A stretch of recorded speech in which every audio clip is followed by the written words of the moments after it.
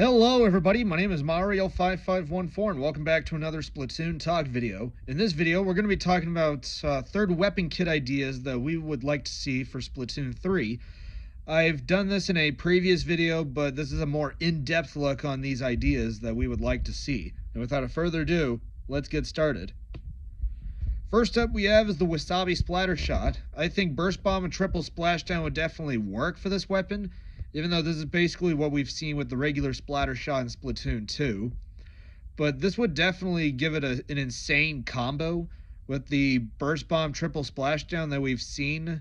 Kind of like what we see with Splatoon 2, even though this is a triple splashdown, not a regular splashdown that we see in Splatoon 2. Yeah.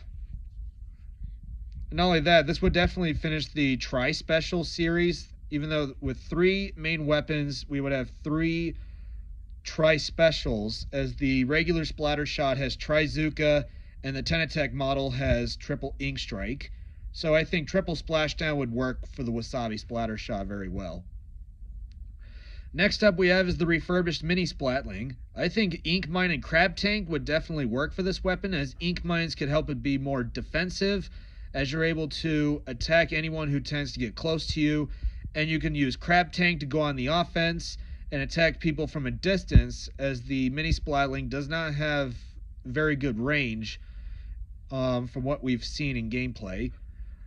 With the regular Mini Splatling getting Burst Bomb and Ultra Stamp, and the Zinc model getting Toxic Mist and Big Bubbler, I think Ink Mine and Crab Tank would work for a Mini Splatling. Next up we have is the Permanent Ink Brush. Torpedo and Trizooka would definitely be unusual for this kit, but I think a lot of people would want something like this for a brush related weapon, and it would be interesting to see an ink brush weapon getting Trizooka.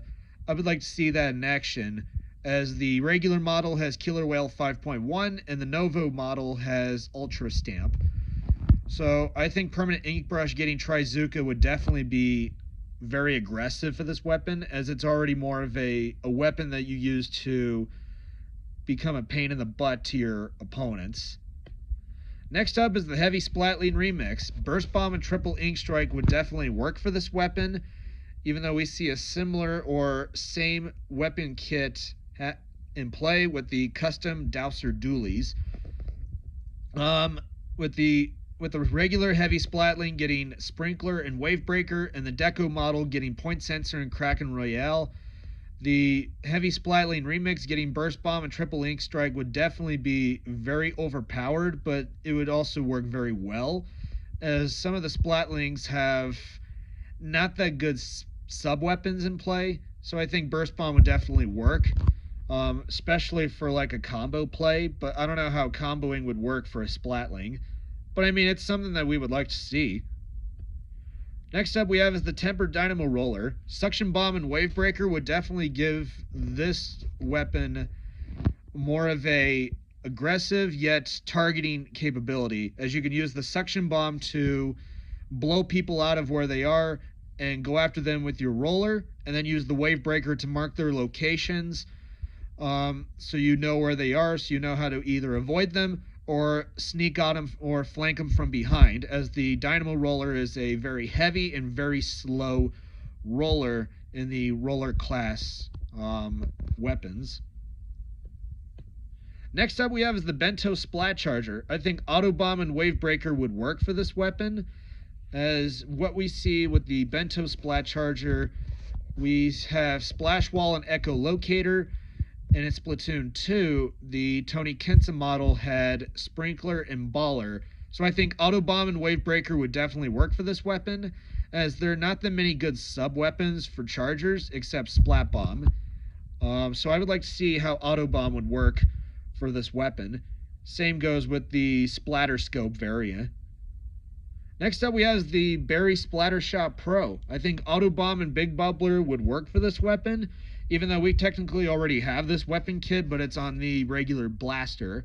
But I would like to see the Splatter Shot Pro weapon get this weapon kit, as it's able to use the Auto Bomb to sniff out where your opponents are hiding, or you can use it to go after them aggressively from one side and then attack them from the other side, and use the big bubbler to defend yourself as well as any other person or teammate that has a short-ranged weapon. You know, more of a support kind of thing. Next up we have is the Splooshmatic 7. I think giving Splat Bomb and Trizooka would definitely give this weapon a more aggressive gameplay, as we see the Splat Bomb and Inkzooka in play in Splatoon 1 for this weapon, and in Splatoon 2 it had Splat Bomb and Ultra Stamp. So I think Splat Bomb and Trizooka would definitely be the throwback from 2015 with this weapon. And we do see this weapon kit used by the Clash Blaster, as the Clash Blaster definitely needs something to make it more aggressive or give it an opportunity to fight, even though the Clash Blaster is one of the worst weapons. So I think Splooshmatic 7 getting the Clash Blaster's weapon kit would definitely make it very aggressive, so it's not left in the dust. Next up we have the Koro Splat Roller. In Splatoon 1, this was a promotional weapon for the Koro comics for the Splatoon manga with Splash Wall and Trizooka. I think this would definitely work for a roller, even though we kind of see this weapon kit in play with the regular Squeezer. But it would be very interesting to see a roller get this weapon kit. If we look at Splatoon 2, the Tony Kensa model took its place with Splat Bomb and Bubble Blower. So I think the Koro Splat Roller making its reappearance or its return with Splash Wall and Trizooka would definitely give any roller player the chance they need to defend themselves as well as attack from with a protection. Yeah, it's basically protecting them and having them attack their aggressors at the same time. Next up is the NZAP 83. I think Point Sensor and Kraken Royale is a definite yes for this weapon. As we look at Splatoon 1, it had Point Sensor and Kraken in Splatoon 1. In Splatoon 2, it had Sprinkler and Inkstorm, a very ideal weapon kit to use in splat zones. So I think Point Sensor and Kraken Royale would definitely be a throwback to 2015. As we see the NZAP 85 have Suction Bombs and Tacticooler, and the NZAP 89 having Auto Bombs and Super Chumps. So I think Point Sensor and Kraken Royale would definitely make the NZAP 83 more of a charge after. It would be more of a support player as well as more of a person to go on offense with this weapon. Next up was the Aerospray PG. I think Burst Bomb and Kraken would definitely work, similar to what we saw with Splatoon 1 with the Custom Jet Squelcher getting Burst Bomb and Kraken.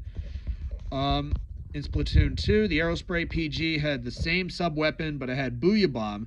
So I think Burst Bomb and Kraken Royale would definitely be the throwback for Splatoon 1's weapon kit for this weapon, and would definitely bring back to what it was originally, without the pain of always getting splatted.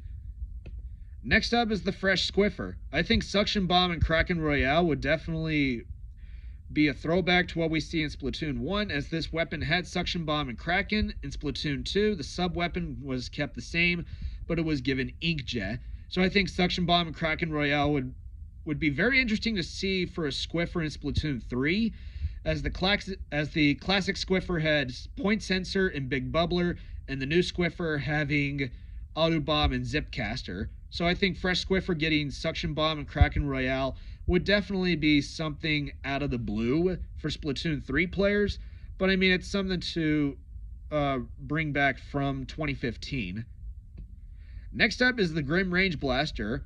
I think Burst Bomb and Triple Ink Strike would work for this, as if you look at the other range blasters, they're very, how should I describe them? Like, not very good. I mean, if we look, the range blaster has Suction Bomb and Wave Breaker, and the custom model having Splat Bomb and Kraken Royale. So I think Burst Bomb and Triple Ink Strike would definitely give it comboing capabilities, as well as you making your opponent scatter from the Triple Ink Strike that you throw out. So yeah, it would be interesting to see this weapon get Burst Bomb and Triple Ink Strike. I think Burst Bomb would work. I don't know about Triple Ink Strike, but It's just a matter of, it's just an idea to throw out there to talk about. It's something that I don't think Nintendo would want to put for this weapon. Next up is the Bamboozler MK3.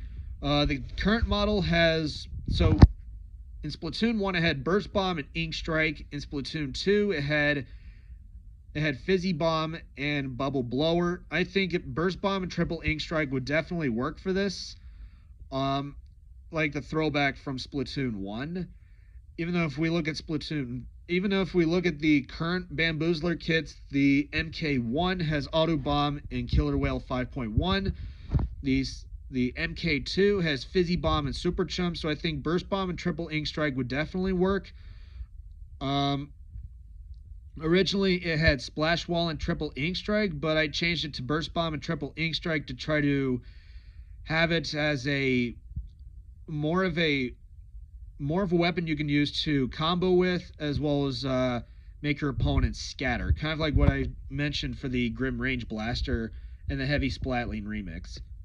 Next up is the Soda Slosher. I think Burst Bomb and Triple Splashdown, which I think would be out of the ordinary for this weapon, even though if we look, the Soda Slosher had Splat Bomb and Inkzooka in Splatoon 1. In Splatoon 2, it had Splat Bomb and Burst Bomb Launcher. So I think Burst Bomb and Triple Ink Strike would definitely give this weapon more of a helping hand, as you're able to combo easily with the Slosher with the Burst Bomb. So I think this would definitely give the Soda Slosher an opportunity to be very aggressive with the regular Slosher. Next up, and finally, is the Cherry H3 Nozzle Nose.